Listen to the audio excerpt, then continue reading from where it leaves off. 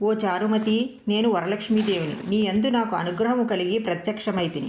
శ్రావణ శుక్ర పౌర్ణిమకు ముందుగా వచ్చడు శుక్రవారము నాడు నన్ను పూజించిన నీవు కోరిన వరములనిచ్చెదను అని వచించిన చారుమతీదేవి స్వప్నములోనే వరలక్ష్మీదేవికి ప్రదక్షిణ నమస్కారములు చేసి, నమస్తే సర్వలోకానాం జనన్యై పుణ్యమూర్తయే శరణ్యే త్రిజగద్వందే విష్ణువక్షస్థలాలయే అని అనేక విధముల స్తోత్రము చేసి, ఓ జగజ్జనని, నీ కటాక్షము కలిగినేని జన్మాంతరమున చేసిన పుణ్య విశేషముల వలన మీ పాదదర్శనము కలిగినని పలికెను. మహాలక్ష్మి సంతోషము చెంది చారుమతికి అనేక వరములిచ్చి అంతర్ధానమునందే.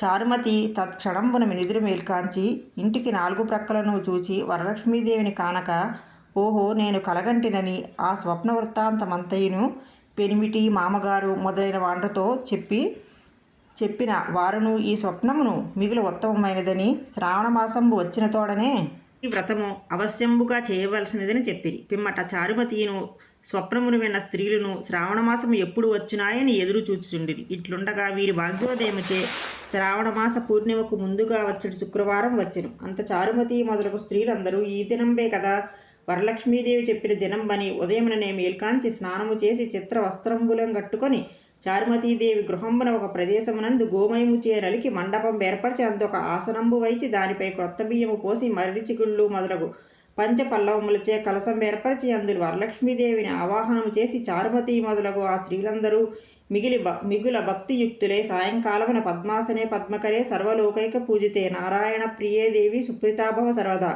అను నీ శ్లోకంబులనే జానవాహనాది షోడశోపచార పూజలను చేసి 9 సూత్రములు గల తోరమును దక్షిణహస్తమున కట్టుకొని వరలక్ష్మీదేవికి నానావిధ భక్ష్యభోజ్యములచే నివేదనము చేసి ప్రదక్షిణము చేసిరి. ఇట్లొక ప్రదక్షిణము చేయగానే ఆ స్త్రీలందరికీ కాళ్ళయందు గల్లు గల్లువలన ఒక శబ్దము కలిగెను. అంత కాళ్లను చూచుకొనిన గజ్జెలు మొదలగు ఆభరణములు కలిగిండ చారుమతి మొదలగు స్త్రీలందరూ, ఓహో, వరలక్ష్మీదేవి కటాక్షం వల్ల కలిగినవని పరమానందము నొంది మరి ఒక ప్రదక్షిణము చేయ హస్తములందు దగదగాయమానంబగు మెరిగిచుండగా నవరత్న ఖచ్చితంబులైన కంకణములు మొదలగు ఆభరణములు ఉండుట కనిరి. ఇంకను 3వ ప్రదక్షిణము గావించిన తోడనే ఆ స్త్రీలందరూ సర్వాభూషణాలంకృతులైరి.